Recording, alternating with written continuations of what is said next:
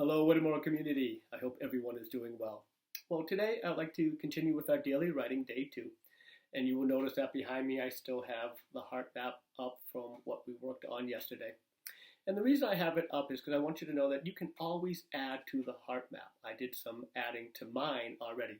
In places I have added church, and in pets I have added swimmy. Although I have to confess that that was my daughter's idea. She told me that we had to include swimmy, and she reminded me of the time when she was about 7 years old. She wanted to be a helper and put her own clothes away. So she was in her bedroom and she opened up all the drawers in her bureau to put her clothes away. But she opened up the drawers at the same time, and that caused the bureau to come crashing forward onto the floor. Now, of course, Swimmy's fish tank was on top of the bureau, so he came crashing down. His fish tank hit the floor, shattered, water went everywhere, and Swimmy was on the floor. We had to race to pick him up and to put him into a new fish tank, and we put the bureau back up. We had Swimmy in the new fish tank and put it back up onto the bureau. So I have that memory. So if there are times when you get stuck, you're not sure, well, what can I write about today? Well, again, like we talked about yesterday, that's why we have the heart map. That's why I have added Swimmy, because there's a perfect memory that then I could write about, a story, a narrative that I can write about if I get stuck. So for today, what I want us to do is I want us to think about a special person in our life. So for us, we can look at that family section of the heart map we did yesterday. So again, think about someone who is a special person, someone who is important to you in your life. Okay. Now, for today, I'm going to model a writing, and for today, I'm going to pick my mom. Okay. So once you think of that special person, now the next materials you need are a piece of paper and a pencil. If you have that writer's notebook and were able to use the writer's notebook yesterday, great. Grab that. You can just turn the page to a new, fresh page to your writing. If not, grab yourself that piece of paper and a pencil. I'm going to grab this piece of paper and just put it up for us, okay? Once you have that piece of paper and a pencil, okay, and you've thought about that special person, you're going to put it at the top of the page. So for today, I'm going to put my mom, okay? So again, I'm going to model the writing today. So now that I have that special person, the next step is to think of 3 small moments or 3 memories you have with that person. So for today, what I'm going to do is I'm going to try to think about memories I have when I was in elementary school. So I need to think of 3 memories, 3 moments I have with my mom. Now these can be memories or moments that happened yesterday, a week ago, a few years ago, for when you do your own special person. You don't want it to be something that is so long ago or something that you really don't remember well, because the next steps are going to be to writing a story or a narrative based on these memories, and you want to be able to write with enough details.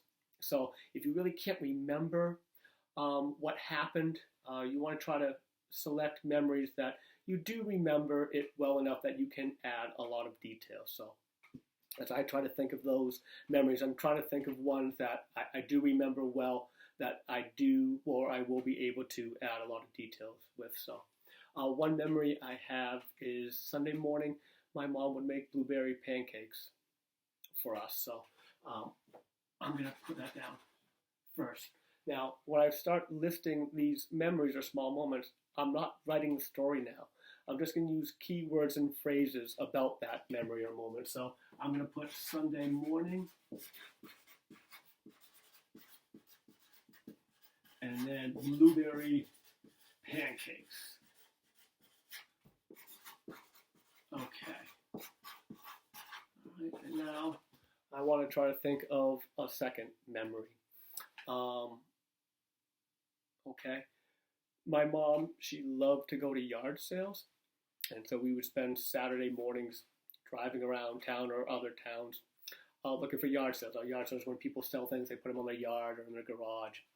I remember one time at a yard sale, they had this horse It was like kind of like attached to springs so that you could get on it and kind of like ride the horse. I thought it was like the coolest thing ever. Unfortunately, my mom didn't really care for it. She thought it was too much money, and so I remember like begging her, like, please, please, please, will you buy this for me? I want this. This is the coolest thing ever. Please buy this horse for me. And she wouldn't do it. I remember just kind of like collapsing onto the ground, begging and pleading, please, please. And all the other people who were at the yard sale were kind of looking at me like, what's wrong with your son? And my mom getting embarrassed, but eventually she did buy it for me. She wasn't happy about it, but she did buy it for me. I had to do like extra chores to help pay for some of the costs, but we brought it home. I just remember, riding it that, the rest of Saturday and like the whole rest of the summer. So I'm gonna put yard sale, bouncy horse. Okay. All right. So again, we want to try to list 3 small moments, 3 memories you have with that special person. All right, so a third one, I think. All right. Well, a third one I have is when my mom embarrassed me at school. I was in the gym. It was a basketball game going on, and my mom came into the gym. She had dropped me off, and I went to get a seat first, and then she was coming in. I'm sitting with all my friends, and my mom comes in, and she sees me, she waves to me, and then she yells out, my name, and so yeah, it doesn't really sound all that embarrassing, but when she called out my name, it was a nickname she had for me that none of my friends had ever heard before, and yeah, it's an embarrassing nickname. So of course, when she calls it out, everybody turns and looks at me like, "What? What did she just say?" And then they all start laughing. And embarrassed. I'm gonna put embarrassed in front of whole school. All right, I don't know if I'll pick that one. So traumatized to this day about that memory, but all right. So that is our writing assignment for today. So again, what I want you to do is maybe the first 5 minutes or so, if you want to go back to your heart map, and if you have some more ideas, you can add to that. Spend the first few minutes of our writer's workshop today doing that.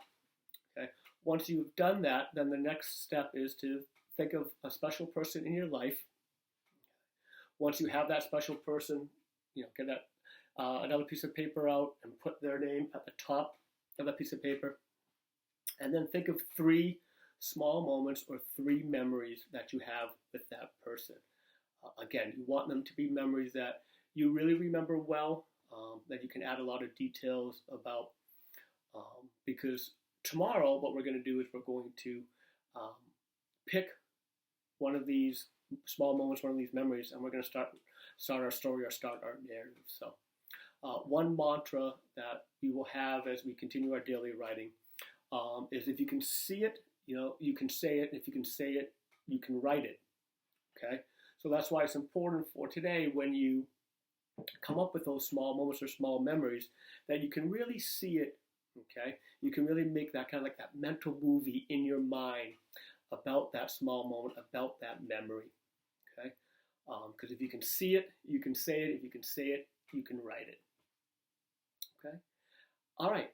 Well, again, thank you for watching. Tomorrow, we're going to pick one of these memories and start writing our narrative. So, until tomorrow, I hope everyone is doing well, be happy and healthy, and we will see you tomorrow.